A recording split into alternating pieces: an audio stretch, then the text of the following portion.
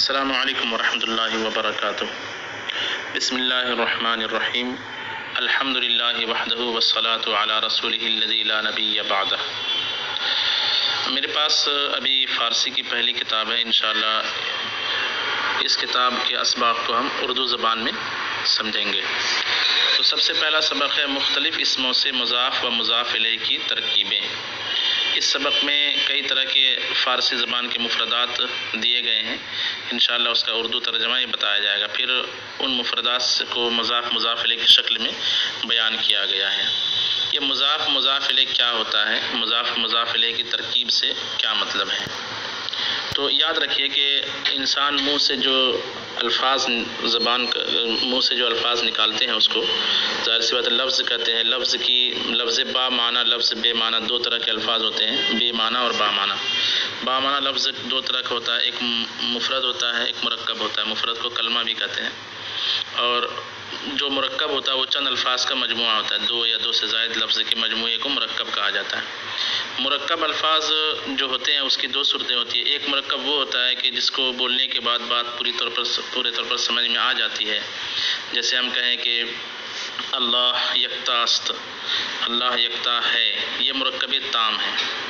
اور کبھی ہوتا ہے کہ بات ادھوری رہتی ہے، پوری نہیں ہوتی ہے، ایسے مرکب کو مرکب ناقص کہا جاتا ہے۔ جیسے ہم یوں کہیں کہ خانہ خدا، خدا کا گھر، تو یہ ناقص جملہ ہے۔ خانہ خدا خوب است، اگر ہم کہیں گے خدا کا گھر خوب ہے، اچھا ہے، خوبصورت ہے، تو اب یہ مکمل جملہ ہے، لیکن خانہ خدا، خدا کا گھر، یہ ناقص جملہ ہے۔ تو مرکب ناقص کی چند قسموں میں سے ایک قسم ہے ترکیب اضافی۔ ترکیب اضافی میں ہوتا یہ ہے کہ ایک لفظ مضاف ہوتا ہے اور ایک لفظ مضاف الیہ ہوتا ہے۔ اردو زبان میں کا، کی، کے اور را، ری، رے، یہ ترکیب اضافی کی پہچان ہے۔ جیسے کا، کی، کے، اس کی پہچان جیسے میں، اس کا کتاب، اس کی کتاب، اس کے والد اور اس کا گھر ہے نا، یا اس کو یوں سمجھیے کہ زید کا گھر، زید کے والد اور زید کی کتاب۔ تو اردو زبان میں یہ ہوتا ہے کہ مضاف الیہ پہلے ہوتا ہے اور مضاف بعد میں ہوتا ہے، یعنی جس کی نسبت کی جائے اس کو مضاف کہتے ہیں اور جس کی طرف نسبت کی جائے اس کو مضاف الیہ کہتے ہیں۔ جیسے زید کا گھر، زید کا گھر، اس میں گھر کی نسبت کی گئی ہے کہ گھر کسی اور کا نہیں بلکہ زید کا ہے، زید کا گھر۔ کا، کی، کے کی یہ مثال۔ را، ری، رے بھی جو ہے ترکیب اضافی کی اردو زبان میں پہچان ہے، جیسے میرا گھر، میری کتاب اور میرے والد۔ تو یہاں پہ میں جو ہے جو متکلم ہے وہ مضاف ہے اور را، ری، رے علامت اضافت ہے، اور گھر جو ہے وہ مضاف ہے، مضاف الیہ ہے میں، اور را، ری، رے جو ہے یہ اضافت کی علامت ہے اردو زبان میں، اور گھر جو ہے یا والد ہے، یہ جو کیا بولتے کتاب ہے، یہ مضاف ہے۔ تو اردو زبان میں مضاف الیہ پہلے ہوتا ہے، مضاف بعد میں۔ جیسے نام خدا، اس کا الٹا ترجمہ کریں گے خدا کا نام، کا، کی، کے ساتھ، یعنی جب بھی مضاف الیہ کا ترجمہ ہوگا وہ کا، کی، کے، را، ری، رے کے ساتھ ترجمہ کیا جائے گا۔ یہ تمہیدی بات ذہن میں رکھنے کے بعد آئیے ہم مفردات کی طرف چلتے ہیں۔ چند مفردات دیے گئے ہیں۔ خدا، اس کا معنی مشہور ہے، خدا یعنی خدا، رسول یعنی رسول، نماز یعنی نماز، روزہ یعنی روزہ، جمعہ ایک خاص دن کو کہتے ہیں، رمضان ایک خاص مہینہ ہے، حج اسلام کا ایک خاص رکن ہے، کعبہ بیت اللہ شریف کا نام ہے، اور نام کا ترجمہ نام ہوگا، جہان یعنی دنیا ہوتا ہے۔ جہان کا دو معنی ہوتا ہے، ایک جہان کا معنی دنیا ہوتا ہے اور ایک معنی ہوتا ہے تلاشنے والا، یہاں دنیا کے معنی میں ہے۔ پھر اس کے بعد نام خدا، اضافت کا ترجمہ کریں گے خدا کا نام، اس میں نام مضاف ہے اور خدا مضاف الیہ۔ فارسی زبان میں اور عربی زبان میں پہلے مضاف ہوتا ہے اور مضاف الیہ بعد میں ہوتا ہے۔ اردو زبان میں ترجمہ الٹا ہوگا، کا، کی، کے لگا کر کے، جیسے نام خدا، خدا کا نام، خدائے جہاں، دنیا کا خدا، رسول خدا، خدا کے رسول، نماز جمعہ، جمعہ کی نماز، روزہ رمضان، رمضان کا روزہ، حج کعبہ، کعبہ کا حج۔ اچھا، ایک بات اور یاد رکھنے کے قابل ہے کہ جب ہم فارسی زبان میں ایک لفظ کو مضاف، دوسرے لفظ کو مضاف الیہ بنائیں گے تو جو مضاف ہوگا اس لفظ کے آخر میں کسرہ آئے گا، مضاف کے آخر میں کسرہ آئے گا۔ اگر آخر میں الف ہے تو حمزہ اور کسرہ بڑھا دیتے ہیں، جیسے، اور اگر آخر میں ہا ہے گول والی ہا، جیسے روزہ، تو اس کو حمزہ لگا کر اس پر ہاں پر حمزہ لگا کر کسرہ دیتے ہیں. جیسے روزہ ہمیں فارسی بنانا ہے رمضان کا روزہ، تو پہلے فارسی لانی پڑے گی روزہ کی اور بعد میں فارسی لانی پڑے گی رمضان کی. تو روزہ کی فارسی روزہ، رمضان کی فارسی رمضان ہے. تو رمضان کا روزہ ہم اس کو بولیں گے روزہ رمضان. ہم نے کیا کیا؟ ہا کے اوپر جو ہے حمزہ لگا کر اس پر کسرہ دے دیا. تو گول والی ہا جس لفظ کے آخر میں ہو اس کو مضاف جب بنائیں گے تو اس کو حمزہ سے بدل کے کسرہ لائیں گے. آخر میں الف ہو، جیسے خدا آخر میں الف ہے، اس کو مضاف بنانا ہے تو یائے مجہول لگا کر اس پر کسرہ لگائیں گے، جیسے خدائے جہاں. اور اگر یہ دو صورت نہ ہو تو لفظ کے اوپر جو ہے صرف کسرہ، لفظ کے آخری حرف پر کسرہ لا کر اس کو مضاف بناتے ہیں. جیسے نام خدا، رسول خدا، نماز جمعہ، حج کعبہ. تو یہ بات اہم ہے کہ فارسی میں مضاف کے آخر میں کسرہ آتا ہے جبکہ اس لفظ کا آخری حرف گول والی ہا یا الف نہ ہو. اگر الف ہے تو الف پر ظاہر صورت کسرہ نہیں لا سکتے ہیں، تو آخر میں یائے مجہول لگا کر اس پر کسرہ لگاتے ہیں. اور اگر ہا ہے گول والی ہا تو اس کو حمزہ سے بدل کر کے اس پر کسرہ لاتے ہیں. اس کے بعد چند مفرد یہ دیے گئے ہیں. صبح کے وقت کو کہتے ہیں شام، ایک خاص وقت ہے. روز کا معنی جو ہے دن ہوتا ہے اور مطلقاً وقت بھی ہوتا ہے. روز کا ایک معنی ہوتا ہے رات کے مقابل جو دن ہوتا ہے وہ، اور روز کا ایک معنی جو ہے مطلقاً وقت بھی ہوتا ہے. شب یعنی رات، ماہ یعنی مہینہ بھی ہوتا ہے اس کا معنی، اور ماہ کا معنی چاند بھی ہوتا ہے. سال یعنی سال، وقت یعنی وقت، راہ یعنی راستہ، بہشت یعنی جنت، دوزخ یعنی جہنم، عذاب یعنی عذاب، ثواب یعنی ثواب، اور پیدائش یعنی پیدائش، وفات یعنی موت. اب اس کو مضاف علیہ کی ترکیب سے یوں بیان کیا گیا: نماز صبح کی نماز، وقت شام کا وقت، شب ماہ چاند کی رات یا مہینے کی رات، سال وفات موت کا سال، روز پیدائش کا دن، راہ بہشت جنت کا راستہ، عذاب دوزخ کا عذاب، ثواب حج کا ثواب. اب اس کے بعد وہ مفردات دیے گئے ہیں جو ضمیر کی شکل میں فارسی زبان میں استعمال ہوتے ہیں، اسم کی جگہ پر، نام کی جگہ پر. تو اردو میں ضمیر کے لیے جیسے میں، وہ، تم، ہم، یہ سب ضمیریں ہیں. تو ایسی فارسی زبان میں بھی ضمیریں ہیں. واحد ہو یعنی اگر کیا بولتے ہیں اسم ایک ہے اور واحد ہے تو اس کے لیے او، ایک واحد غائب کے لیے، یعنی واحد غائب کے لیے فارسی زبان میں او ہے، جس کو اردو زبان میں وہ یا اس بولتے ہیں. جیسے وہ گیا، اس نے کھایا، یہ وہ اور اس کا ترجمہ کرنے کے لیے فارسی زبان میں لفظ او ہے. اور جمع کے لیے جیسے اردو میں انہوں نے بولتے ہیں یا ان کا بولتے ہیں یا وہ لوگ بولتے ہیں، اس کے لیے آہاں ہے. او واحد غائب کے لیے چاہے مذکر ہو یا مؤنث، آہاں جمع غائب کے لیے چاہے مذکر ہو یا مؤنث. پھر واحد مخاطب کے لیے اور جمع مخاطب کے لیے تو اور شما ہے. تو جو ہے یہ واحد مخاطب کو تو کہیں گے، یعنی سامنے جس سے آپ بات کر رہے ہیں وہ ایک ہے تو ہم تو بولیں گے، اور چند ہے تو شما بولیں گے، جس کو اردو زبان میں تو بولتے ہیں. اور جمع کے لیے تم سب بولتے ہیں. اور متکلم کے لیے واحد متکلم ہے تو من، جس کا معنی ہوگا میں یا مجھ، میں، اور ما یعنی ہم یا ہمارا، ہماری، ہمارے. تو من کا معنی میں یا میرا، میری، میرے. ما کا معنی ہم یا ہمارا، ہماری، ہمارے. خود یعنی اپنا، اپنی، اپنے. خیش کا معنی بھی اپنا، اپنی، اپنے. تو یہ سب ضمیریں ہیں. یوں سمجھیے کہ فارسی زبان میں 8 ضمیریں ہیں. واحد مذکر کے لیے، واحد غائب کے لیے 2 ضمیر، واحد غائب کے لیے 2 ضمیر، غائب کے لیے 2 ضمیریں ہیں، ایک واحد اور ایک جمع. حاضر کے لیے 2 ضمیریں ہیں، ایک واحد ایک جمع. اور متکلم کے لیے 2 ضمیر ہے، ایک واحد اور جمع. اور ایک لفظ جو ہے خود اور خیش جو ہے یہ اپنا کے معنی میں ہوگا. اب اس کو ترکیب اضافی میں استعمال کیا گیا ہے. پیدائش او، اس کی پیدائش. وفات آہاں، ان کی موت یا ان سب کی موت. نماز تو، تیری نماز. حج شما، تمہارا حج یا تم سب کا حج. روزہ من، میرا روزہ. رسول ما، ہمارے رسول. وقت خود، اپنا وقت. راہ خیش، اپنا راستہ. ایک بات اور یاد رکھیے کہ جیسے ترکیب اضافی میں کاکی کے راری رے آتا ہے، ایسے ہی نا، نی، نے، یہ بھی ترکیب اضافی کی علامت ہے. جیسے میں کہوں اپنا راستہ، اپنے والد اور اپنی کتاب، تو نا، نی، نے، یہ بھی جو ہے ترکیب اضافی کی ایک پہچان اردو زبان میں. اس کے بعد جو ہے چند رشتہ داریوں کو فارسی زبان میں کیا کہا، رشتہ داروں کو فارسی زبان میں کیا کہا جاتا ہے؟ بھائی، بہن، ماں، چچا، خالہ. تو اس کی فارسی دی گئی ہے پسر، یہ بیٹا یا لڑکا کے معنی میں. پدر یعنی والد باپ. دختر یعنی بیٹی. مادر یعنی ماں. برادر یعنی بھائی. خواہر یعنی بہن. عم یعنی چچا. عمہ یعنی پھوپھی.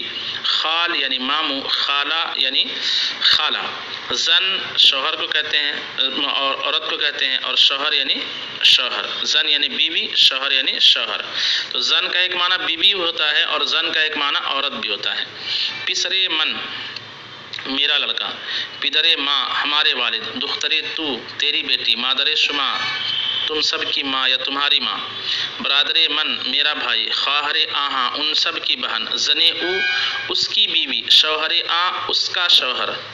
خالے تو تیرے ماموں. خالے شما تم سب کی خالہ. امے من میرا چچا. امے شما تم سب کی پھوپھو. اس کے بعد چند اور مفردات دیے گئے ہیں. گندم گیہوں کو کہتے ہیں. جو یعنی جو. نان یعنی روٹی. آش یہ ایک قسم کا جو ہے نا وہ ڈش ہوتی ہے. آش فارسی ڈش ہوتی ہے. افغانی ڈش، معاف کیجیے، کیا بولتے ہیں، افغانستان کی ایک ڈش ہے جس کو حریرہ کہا جاتا ہے. جیسے کیا بولتے ہیں، کباب یا بریانی، اس طرح کھانے کا ایک نام ہے. ایسے ایک کھانے کا نام ہے آش، جو سے بنتا ہے. تو آش کا ترجمہ کریں گے حریرہ، جو ایک ڈش کا نام ہے. بیضہ یعنی انڈا. کباب یعنی کباب. گوشت یعنی گوشت. شیر یعنی دودھ. شیر نہیں، شیر پڑھیں گے اس کو. شیر یعنی دودھ. بوز یعنی بکری اور خسی، دونوں ترجمہ ہو سکتا ہے اس کا. بوز یعنی بکری یا خسی. گاؤ یعنی گائے. اسپ یعنی گھوڑا. مرغ یعنی چڑیا. مرغ کا معنی کریں گے چڑیا. مرغ کا معنی مرغی نہیں کریں گے. آہو یعنی ہرن. سگ یعنی کتا. گربہ یعنی بلی. اب اس کو اضافت کی شکل میں دیا گیا ہے. نانے گندم، الٹا ترجمہ کریں گے گیہوں کی روٹی. آشے جو کا حریرہ. بیضے مرغ، چڑیے کا انڈا. گوشتے بز، بکری کا گوشت یا خسی کا گوشت. شیرے گاؤ، گائے کا دودھ. کبابے آہو، ہرن کا کباب. اسپ احمد، احمد کا گھوڑا. خرے عیسیٰ، عیسیٰ کا گدھا. اگر عیسیٰ سے نبی عیسیٰ علیہ السلام مراد لیں گے تو ترجمہ میں عیسیٰ علیہ السلام کا گدھا یہ نہیں بولیں گے، بلکہ بولیں گے عیسیٰ علیہ السلام کا دراز گوش. یعنی خر جو ہوتا ہے، گدھا جو ہوتا ہے، اس کے کان لمبے ہوتے ہیں. لیکن اردو زبان میں گدھا جو ہے یہ جو ہے توہین کے لیے بھی استعمال ہوتا ہے. کسی کو گالی کے طور پر بھی اس گدھا استعمال کیا جاتا ہے. تو عیسیٰ سے اگر کوئی لڑکا مراد لیں گے جس کا نام عیسیٰ ہے، تب تو ہم کہہ سکتے ہیں عیسیٰ کا گدھا. اور اگر عیسیٰ سے حضرت عیسیٰ علیہ السلام جو نبی ہیں وہ مراد لیں تو خر عیسیٰ کا معنی کریں گے حضرت عیسیٰ علیہ السلام کا دراز گوش، یعنی وہ جانور جس کے کان لمبے ہوتے ہیں. ایسے ہی کوئی یوں کہنا کہ نبی صلی اللہ علیہ وسلم گدھے پر سوار تھے، معاذ اللہ، اس طرح کہنا جو ہے عاشق جو لوگ ہیں وہ درست نہیں مانتے. وہ کہتے ہیں کہ نبی صلی اللہ علیہ وسلم گدھے پر سوار تھے. یہ نہیں کہا جائے گا، بلکہ کہا جائے گا نبی صلی اللہ تعالیٰ علیہ وآلہ وسلم دراز گوش پر سوار تھے. اس کے بعد سگے من میرا کتا. گربے تو تیری بلی.